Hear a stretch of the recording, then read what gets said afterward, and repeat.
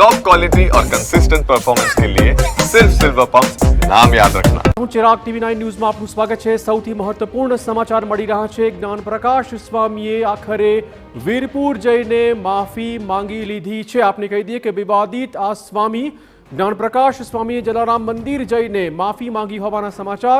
જ્ઞાનપ્રકાશ સ્વામીએ જલારામ બાપા વિશે ટિપ્પણી કરતા આક્રોશનો માહોલ ફેલાયો હતો। રઘુવંશી સમાજ, જલારામ બાપાના ભક્તો, ગ્રામજનોમાં રોષ હતો। સ્વામીએ વિડીયો બનાવી માફી માંગ્યા બાદ પણ આક્રોશ યથાવત રહ્યો હતો। સ્વામી જ્ઞાનપ્રકાશ સ્વામી જલારામ બાપાના મંદિરે આવી માફી માંગી। લાખો લોકોની માંગ હતી કે સ્વામી વીરપુર આવી માફી માંગે। સ્વામીને પોલીસના ચુસ્ત બંદોબસ્ત વચ્ચે વીરપુર લઈ જવાયા હતા। બ્લેક કલરની સ્કોર્પિયો કારમાં સ્વામીને વીરપુર લઈ જવાયા। સ્વામી જો કે મીડિયાથી દૂર ભાગતા નજરે જ પડ્યા હતા। સ્વામીને મંદિરની પાછળથી સીધા મંદિરમાં પ્રવેશ અપાયો હતો। મંદિરના પાછળથી પ્રવેશીને છેવટે તેમણે માફી માંગી લીધી છે।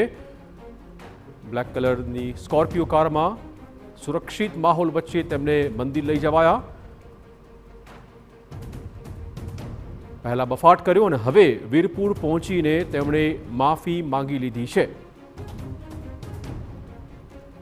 જો કે મીડિયાથી તે દૂર ભાગતા નજરે પડ્યા હતા। ચુસ્ત બંદોબસ્ત વચ્ચે સ્વામી વીરપુર પહોંચ્યા। આક્રોશ શમતો જ નહોતો। આખરે તેમણે વીરપુર જઈને માફી માંગી લીધી છે। જલારામ મંદિર જઈને તેમણે માફી માંગી લીધી। રઘુવંશી સમાજ, જલારામ બાપાના ભક્તો અને ગામના લોકોમાં આ સ્વામી પ્રત્યે ભારોભાર આક્રોશનો માહોલ હતો। તમામની એક જ માંગ હતી કે સ્વામી રૂબરૂ આવે જલારામ મંદિરમાં અને માફી માંગી લે। આજે તેમણે માફી માંગી લીધી છે। વધુ વાત કરવા જોડાશે લોહાણા સમાજના અગ્રણી ગિરીશભાઈ કોટેજા। આપનું સ્વાગત ગિરીશભાઈ। સૌથી પહેલા તો જે રીતે આપ સૌની માંગણી હતી કે જલારામ બાપાના મંદિરે જાય સ્વામી અને માફી માંગી લે, શું પ્રતિક્રિયા આપની? જી ગિરીશભાઈ। એને જ્યારે કીધું આખા એક વર્ષની 18 વર્ષની જે અંદરથી એક રોષ છે, કીચ છે જી, અને માફી કઈ કે મોબાઈલની દુનિયા અહીંયા આવીને બાપાની અહીંયા માથું ટેકાવી અને ખીચડીને કઢી ખાઈને જઈને કહે કે મારાથી ભૂલ થઈ ગઈ છે। ફોન ઉપર માફી માંગવાનો કોઈ અર્થ નથી। હજી કોઈનો રોષ નથી થયો સાહેબ જી, અંદરથી એક બધા, કારણ કે એ ગુણાતી સ્વામીનું ખાવ એક સ્ટોરી બનાવી જી, જે કોઈ દી આ 200 વર્ષ પહેલા તો તમને કીધું અત્યારે જલારામ બાપાની આ ચર્ચા કરવી તમને ગમે, મને નથી ગમતું। બાપાને 200 વર્ષની અંદર કોઈ પણ માણસે ક્યારેય પણ એના માટે, કેમ કે પરસોત્તમ રૂપાલા સાહેબે પણ 18 વર્ષની જ્ઞાતિ જયારે એને માનતી હોય એનો રોકડો કેવડો છે। 205 વર્ષ પહેલા આવો વિચાર આવો કે ભાઈ અન્નનો ટુકડો ને હરી ટુકડો અને હરિહરનો સાથ પડે। ગિરીશભાઈ, હવે સ્વામી વીરપુર પહોંચી ગયા છે, માફી માંગી લીધી છે, હવે વિવાદનો અંત આવશે ખરો? હવે તો પછી આમી પણ કીધું કે રઘુરામ બાપા એવું જ કહેતા હતા જયારે પરમદી મારે વાત થઈ ને ત્યારે એના વંશજ છે વીરપુરમાં મંદિરમાં જ રહી છે, ત્યારે એને એમ કીધું હતું કે આપણે માફ કરી દો એને, અને માફ કરવામાં એક અલગ ટાઈપની મજા છે। એટલે મને તમે અત્યારે કયો ત્યારે ખબર પડે, કારણ કે મારે કાલનો ઉજાગરો હું સૂતો હતો, તમારી વાત કરું છું એટલે મેં સીધી ઉઠીને જ ફોન આવ્યા તમારી। પણ સારું થયું જલારામ બાપા એને જે પૂજાડ્યું। હવે બીજું આમાં તો કરે હું આમાં હવે પછી ભવિષ્યમાં કોઈ પણ ન કરે ને, કોઈ સનાતન ધર્મ પોતપોતાનો ધર્મ છે। અમારે માની લો કે ઈષ્ટદેવ જલારામ બાપા છે, આ લોકો કડિયાના બધા માની લો કે એને ગાપા ગીગાને માનતા હોય, બધા પોતપોતાને વડીલ સમાજ છે એ જૈન મુનિને માનતા, કોઈ માટે હું કામ ગાતું બોલવું જોઈએ? અરે પાછા રોજ વિવાદમાં આવે।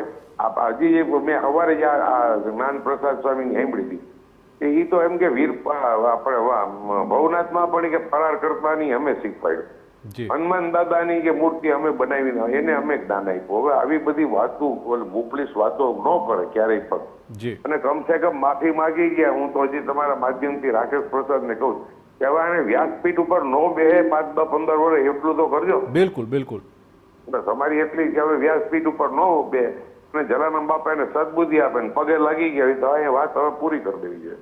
ઓકે, આપનો આભાર ગિરીશભાઈ, આપનો આભાર તમામ વાતચીત બદલ। તો છેવટે માફી માંગી લીધી છે। વધુ વાત કરવા જોડાશે અમારા સંવાદદાતા મોહિત। શું વધુ અપડેટ?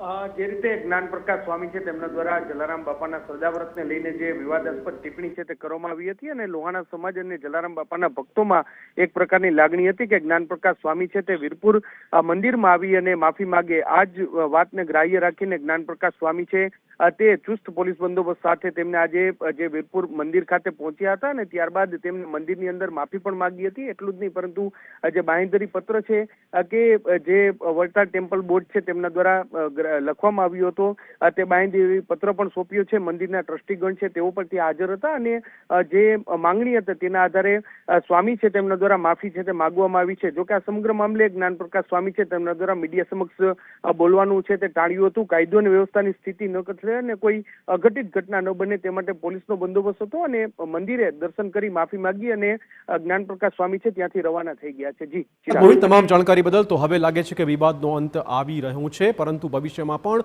આવો બફાટ ન થાય તે ચોક્કસ લાગણી છે ભક્તોની. તો સ્વામીએ વિડીયોમાં માફી માંગી હતી, પરંતુ સમાજની લાગણી હતી કે તે રૂબરૂમાં મંદિર આવે અને માફી માંગી લે. તેમણે આજે ચુસ્ત બંદોબસ્ત વચ્ચે જલારામ મંદિર પહોંચ્યા હતા અને માફી માંગી લીધી છે.